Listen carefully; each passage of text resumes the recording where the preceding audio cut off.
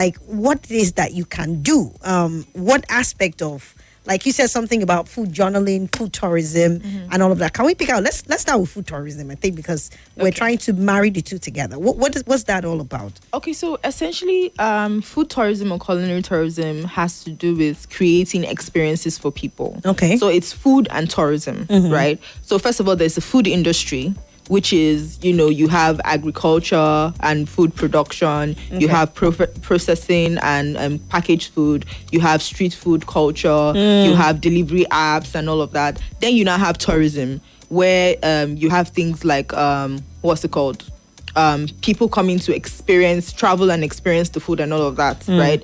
And then, or you have things like Oyo Festival, and all of that. So you bring that together, and then it becomes culinary tourism because people are actually interested in people outside of the country have eyes for what we do here, and essentially they love our food.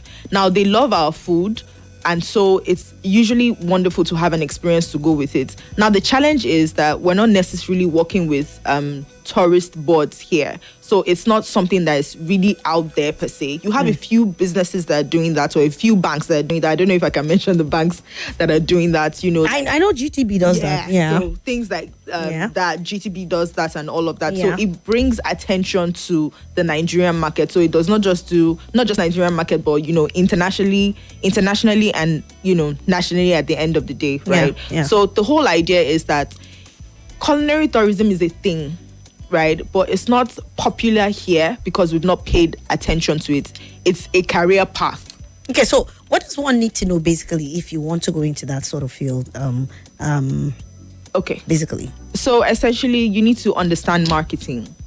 You need to understand how to create travel experiences. Okay. You need to also understand food. You need to know amazing destinations, because essentially what you're doing is that you're creating experiences for people, and it's a career path at the end of the day. So if you do not want to just be a chef, it's great. Have a background in food, then add culinary tourism to it, right? And that way you're nationally at the selling end out of the every day, other, right? every So other the week. whole idea, I had what's it called? I had a student yesterday in my class who said, I want to be a travel chef. I was taking a class on culinary business and all of that, and just teaching them at the business side and all of that. And I wanted to know what he was interested in, and it was like he wants to be a travel chef and all of that. I was like, oh, that means you should take up the culinary tourism course, because that's what's going to help you be a travel chef. But it's great that you are now learning about food because you will need it. So this travel chef, do you have to leave the country, or you have to do it within your own terrain, because you would be telling people about the kind of local foods we consume here and all of that? So for me, the truth is you can do it here in Nigeria, or you can travel out. But for me, I'm big on, let's focus on what we have here. There's so many states that we've not explored that, they're really amazing destinations. But because of security, infrastructure, and all of that, people are scared to travel to some certain states here. So yes, he can. And one of the advice I actually gave him was that he doesn't have to go outside of the country, because, he's starting out. He's not really that buoyant necessarily. You can start within Nigeria, go to different destinations, tell the food stories that nobody is telling, because people are actually interested in these food stories at the end of the day. Wow. When people come into the country, right? Yes. So you get people to subscribe or to register or something like that? Like, how does that work? It depends. I'm not sure I got the question. Like, I'm talking of that career path. How do you connect with people, for example, who want to come into Nigeria and explore what we have in terms of food, and probably tour around historical sites and basically the rich culture that we have in the country? As a chef, how do you make that connect? But quickly, let's take this break, and then you would answer that. For we don't run you ask for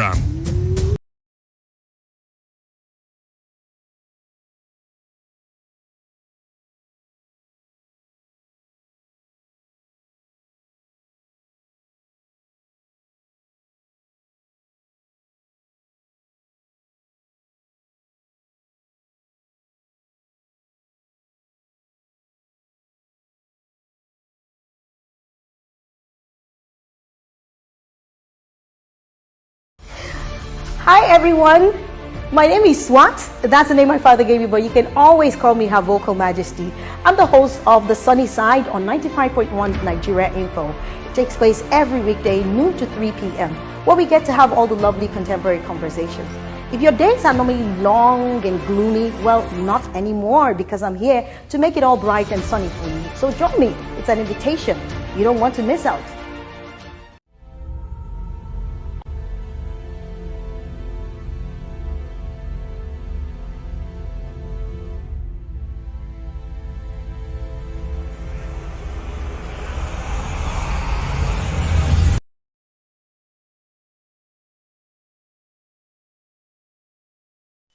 Someone that creates experiences Yes, through cool. culinary tourism, You know, so like a tour guide. Yeah, I think earlier you said you have to work with the tourism board or something like that. But you'd wonder that, okay, so if I come into this field, I decide, okay, this is the path I want to thread, you know, and people coming into the country, how do you make that sort of connect? How do you get people to know that this is what you do and then, you know, gravitate towards you in terms of the business sense of it? Side of it. So yes. First things first is that you need to put out what you do.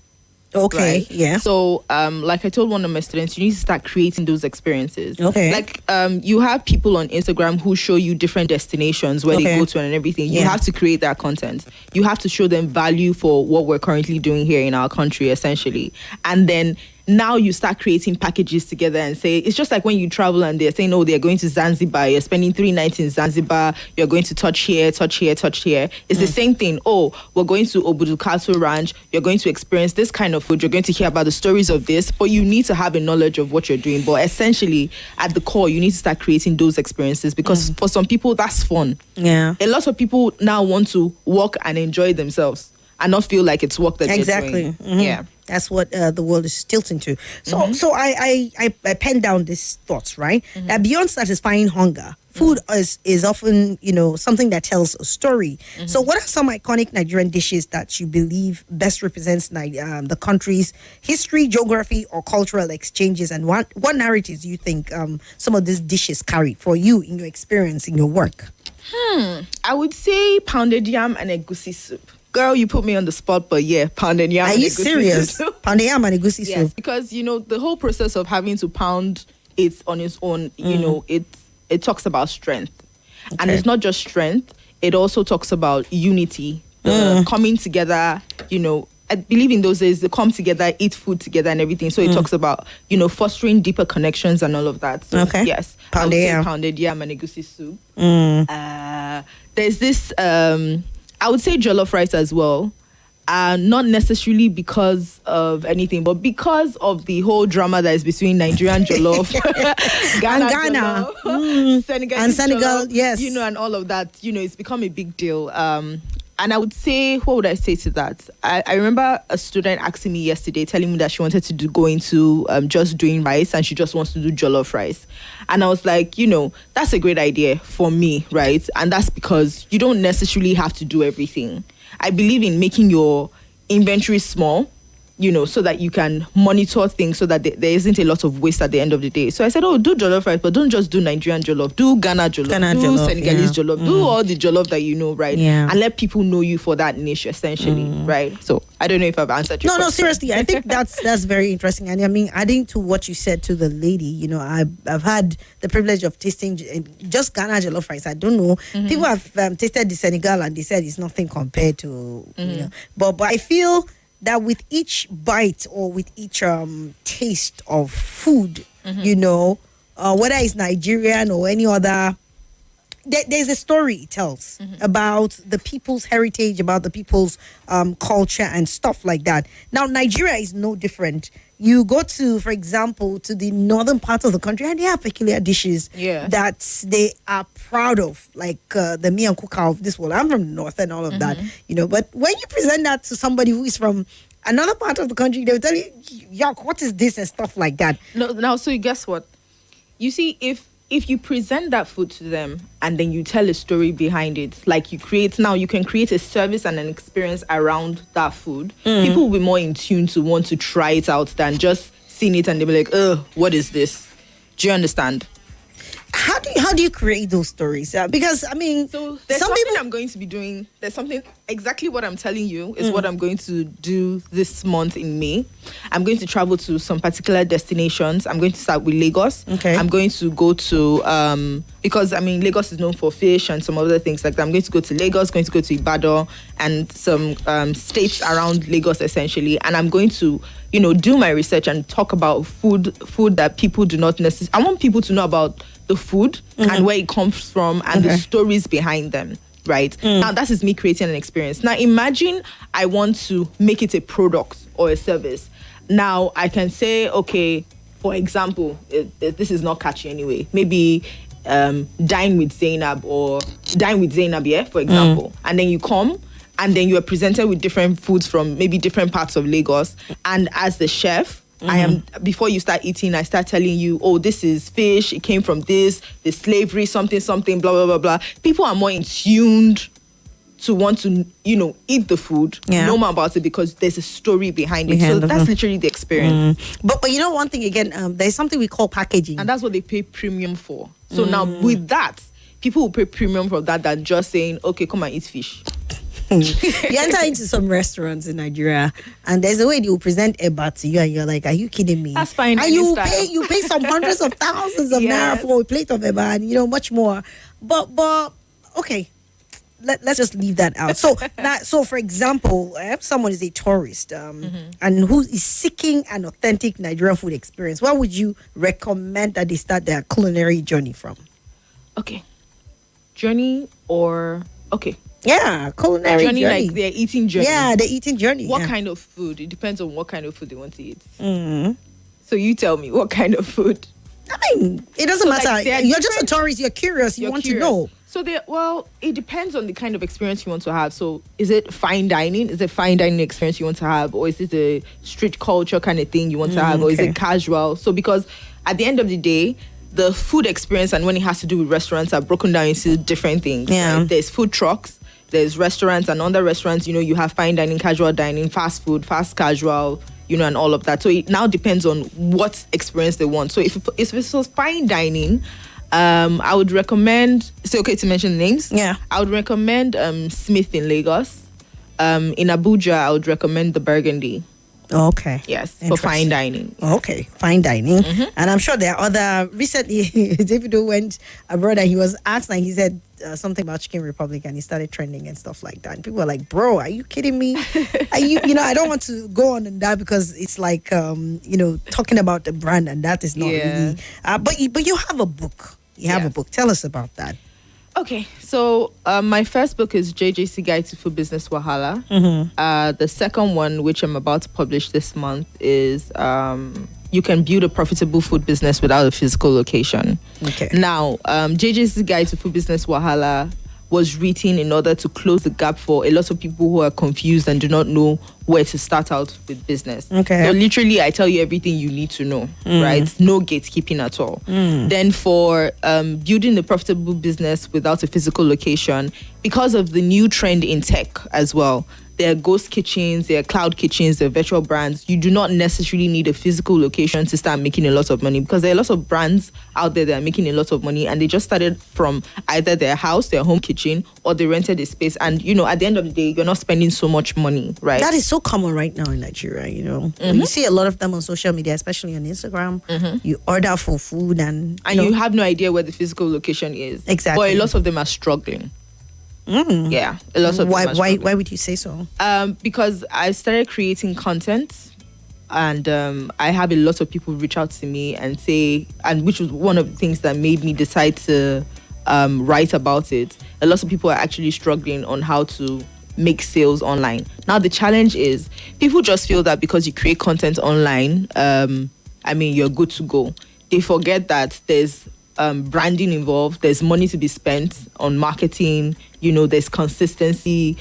For a business that is not necessarily visible, you don't know where the location is. It's important that you deliver on time and the food is great. You don't deliver on time, the food is not great, nobody's going to, that's the last time anybody's going to patronize you.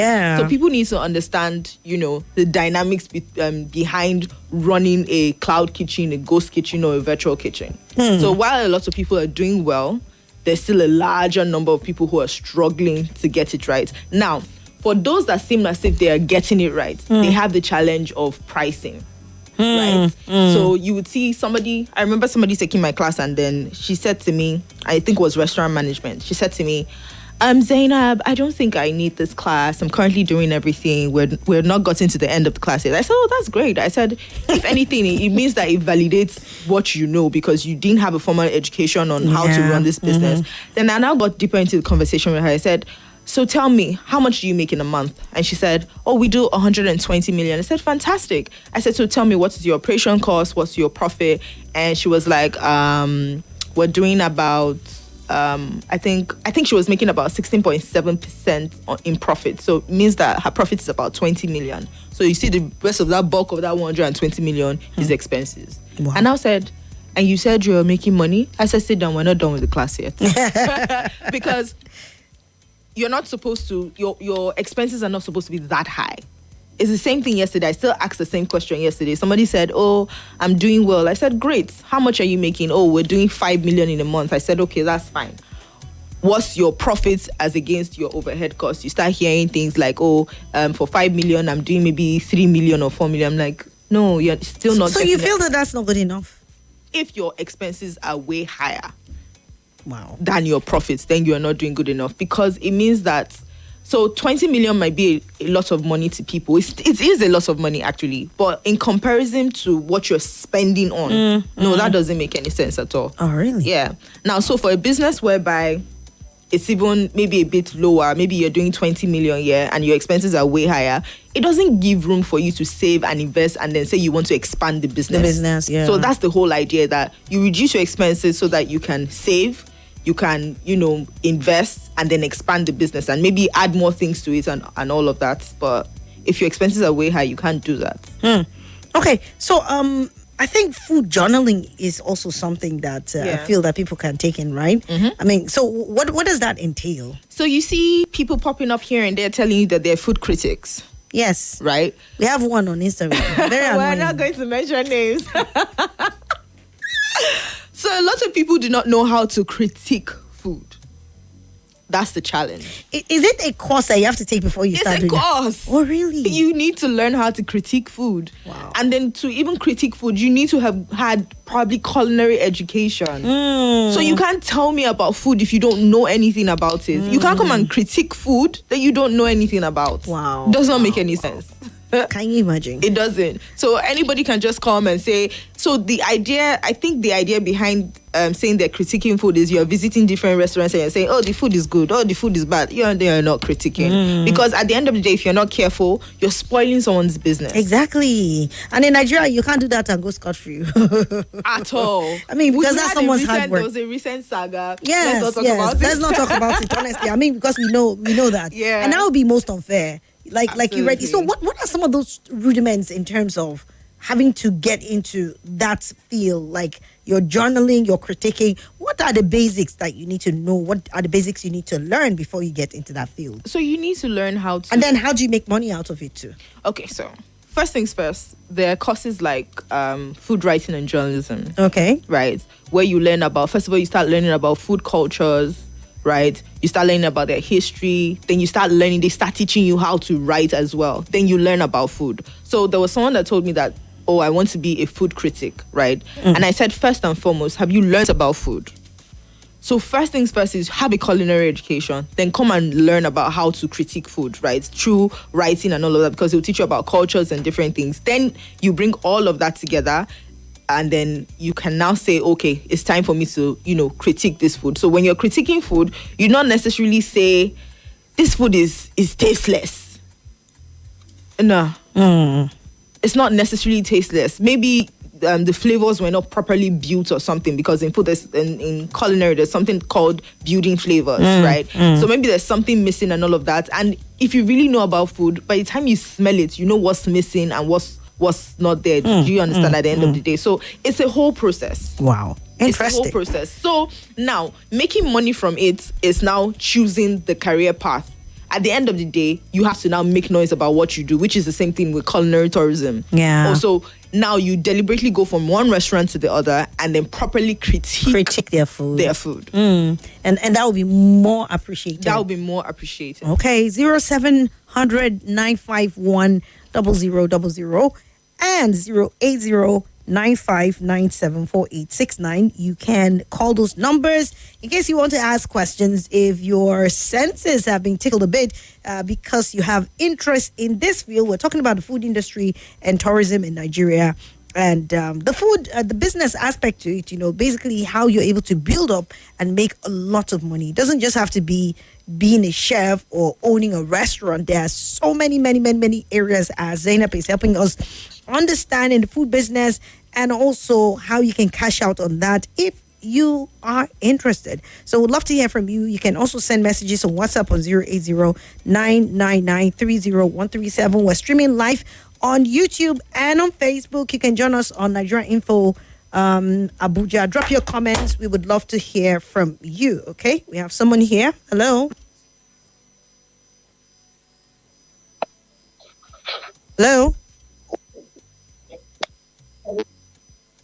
Hello.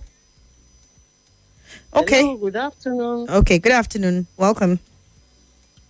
Yeah, this Sunshine. Sunshine, welcome. How are you? Fine, thank you. Good to hear from you. Longest time. Yeah, long time. Yeah. Welcome. Yeah. So, this very interesting topic. Yeah, talking about food. There's so many things to talk about. But I want to raise the issue on hygiene in food. Are you still there? Yes. Hygiene in food. I worked many years ago with Lagos Sheraton the food department. So I noticed some certain things, especially in local restaurants in Nigeria compared to some other small African countries like Togo, Benin Republic. You notice that in those small countries, they are more, concerned about hygiene, compared to restaurants in Nigeria. Like in Togo and all these small African countries, if you buy food maybe from their local restaurant, you see them picking their spoons, their cutlery from hot water. As in those hot water, they sterilize their cutleries, and maybe with hot water and milk tin. So, but you don't find that kind of culture in small restaurants in Nigeria. Even some big restaurants, sometimes the way they take care of their cutleries and some other things, sometimes you wonder, So that's just what I want to keep in. All right. Now, hygiene is important. All right. Yeah. Thank you so much, Sunshine, for your contribution. Want to say something about that? Not necessarily, but I mean, I think here in Nigeria, you already have government officials that come and inspect your restaurant from time to time to make sure that you're doing the right thing, right? So, and if you're in any restaurant that it's not necessary, they're not keen on hygiene. Like you said, you kept on mentioning small restaurants, maybe places like Bukas, right? They're not, Mama Puts and all that. They're not, because at the end of the day, those people are just trying to make food to survive. They are not necessarily thinking about. But they seem to be making a lot of money. No, they are not. Really? No, they are not. Okay. You know why? Their costing is, if they were actually making a lot of money, they won't be affordable anymore. Yeah, many of them have gone up now. The prices have gone up. No, they're still not. If you see one tiny pound they have now, they tell you it's 2,000 naira for one. Like, no, those are not local bukas. They are. Oh. Those are not the cowboy They call them hats. Yamala. This one. Anyway. Okay. Good afternoon, Swat and the guests. Can we call a travel chef a moving chef in trains and flights for tourist attraction? Because I saw a restaurant train in Japan like that. Sorry, can you come again? She said, I really am trying to get the message to you. She said, can we call travel chefs a moving chef in trains and flights for tourist attraction? Because I saw a restaurant train in Japan like that. Yes, we can. Yes, that could be it. Okay. Because they're literally moving from one place to the other. So the person you saw, the chef you saw him in a train, you saw him in an aircraft. That's a travel chef. Okay. Yes. So can such a person make food for people in? Yes, if it's allowed. If it is allowed. If it's allowed. So that's part of the experience. So things that people wonder about, like, oh, food on the train. Yeah. Before you know it's on Instagram, and that's why she saw that. Yeah, I went to this. I think that's Chinese, or is it Taiwan? I'm not. I traveled one time to the US, so we went out for dinner in the night, and they were making, like, literally there was this table, you know. The guy brought in everything, and right in front of us, we were all sitting down, and right in front of us, he prepared our meal. I mean, with the fire and everything, it was just so fascinating for me. So do you see what I'm It saying? was so fascinating and amazing. Did it there and then served everybody, and it was just crazy. Exactly. So do you see what I'm talking about, the experience? Yes. You see, people pay premium for experience. yes, Exactly. So yes. beyond just saying, oh, I want to eat, because they realize that, you pay extra money for the amusement and all Yes. of that. And I mean, have you been to a restaurant? There was one I saw on Instagram, a restaurant whereby it's robots that serve you food. Yes, I saw that I think in Kenya or something like that. Can Now, imagine. let me ask you, right? When you get to see this sort of things, you always associate them with foreign brands coming into Nigeria to come and create those. How do you think we on our own can market ourselves and our food, can be innovative when it comes to presenting Nigerian food for people to really want to come? Because I really don't know. I mean, I think, like you said, the pound yam of this world, the amalas of this world, but basically how do we curate innovations for people to want to come in somewhere? Because I feel our potentials are so vast that is untapped. I mean, I don't even know if we have, taking hold of up to 10% of the potentials that industry holds. Okay, so I would say, first things first, we shouldn't lose sight of what we have here. Okay. And I always say this all the time, we can do a fusion.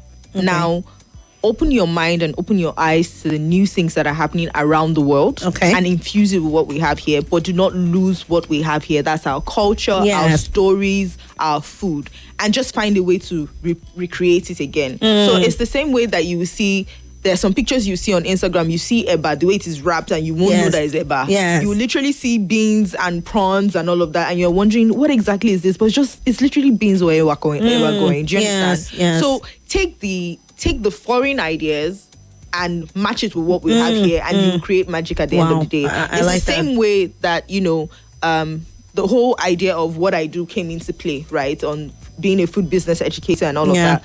I just looked at the food industry and looked at other industries. I just tied it. Food and education is the way you can put food and tech together. It's the way you can put food and art together. There's somebody on Instagram that all she does is she draws food. She does art using food to draw, and she works with a lot of brands, and she's making a lot of money. Wow. Right? So it's about bringing together what we have here and technology and innovation and all of that, and other things, great things that are happening outside the country, and infusing it together, and boom. Before you know it, you say, oh my God, we're really innovative people. Yes, sir. And you're good to go. Someone feels you are too loaded, and he said, I would like your guest to summarize the Nigerian food story in 1 minute, because it appears she's too loaded and she wants to say plenty things at once. Can you imagine this? How do you summarize so much in 1 minute? I mean, I used to score a lot when it comes to summary in English, but I don't even think I can do that when you ask me to do that, because I mean, there is a lot to be There's said. a lot, actually. So much. It's actually vast, right? While people are focusing on culinary, I don't like saying culinary alone, because there's the food industry, there's agriculture. Yeah. There's food packaging, there's food processing, there's tech involved, delivery apps, all of that. It's a huge market, so it's not something you can summarize. So do you think Nigerians are utilizing those opportunities as much as A couple of people are. A couple of people have, realized these things. And there was somebody recently who is working on putting together a package with gari, sugar, granola, and milk. Something that, you literally buy separately. So that's food packaging, right? Yes. So she puts everything together at once, adds a little bit of flavor to it and all of that. So instead of you going out to say you want to buy gari, sugar, and granola, just buy everything. It's all together in one, in one package, right? So the only thing that she's trying to figure out right now is what's the best price point.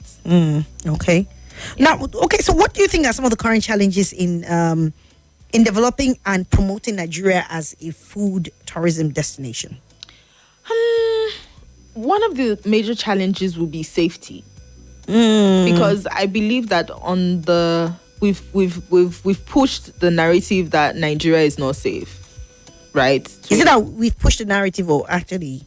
Yeah, we sort of pushed. I mean, because when you see, I'm saying this right, with the purest intention, I've seen a couple of what Sunshine was talking about, the hygiene.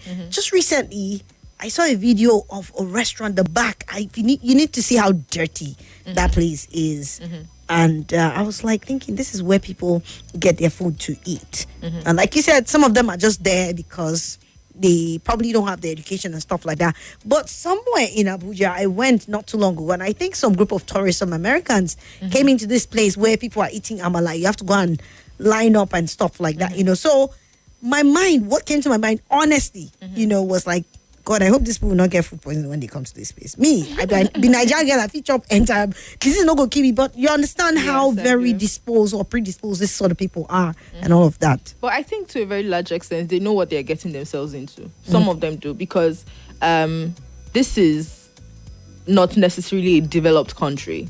Okay. Right? So you know what to expect. And then if they come and they want to line up as well, they want the experience of, we lined up, we ate amala, and all that. So, yes. All right. It's part of it. Here. So safety is one of it. Okay. Sorry. Hello? Okay. Sorry, I picked up this call. Sure, it's fine. Yeah. Hello. Yeah. It's Sunshine calling back. Yeah. All right. Yeah. I think we really need a lot to do in terms of organizing food in Nigeria, because you find a lot of people say that they are unemployed. I think one of the challenges we have, really, like our guest is saying, the resource person says that we are really lacking in terms of creativity, in doing so many things in Nigeria. A lot of people complain that there's no job. But sometimes if we can be a little bit innovative, we can create job for ourselves. Look at the other lady that won second runner-up Miss Universe. I was thinking Nigeria will get up and make a whole lot, from that. You can see that we made nothing. She made no statement, no improvement even in our fashion industry, nothing. Because we are not innovative. We don't appreciate, creativity, new trends and, thinking of moving forward. We just like to remain one place and be complaining all the time. Thank you. All right. There we have it. Oh, indeed. Okay. Do you want to make a comment, or should I move on with messages? We can move on with messages. I think she's shared her contribution. Okay. Good day, Madam Swat and the guests. Please, is there a way my wife can be connected to the guests in the studio? She's really willing to showcase and exercise her potential in the food business. Don't worry, I'll give you Zainab's contact for as many of you who need it, so you can be in touch and know how you can connect to her, and then you can talk further from there. Chinelo said, business, Swat and guest, good afternoon. Thank you for the job. God bless you guys for me. Please, I'm interested in that second book, Profitable Business Without Physical Location. Yes. Second book. Second book. Oh, okay. I was wondering where that was coming from. All right. Like I said, I will give you the contact for as many of you who are interested. Just indicate, and I would pass that across to you after the show through the WhatsApp. Just send me a message that you're interested in having Zainab's contact, and I'll do so for you. Right, quickly, we have to take a commercial. We will come right back as we round up on the conversation. Don't go anywhere. This is Nigeria Info.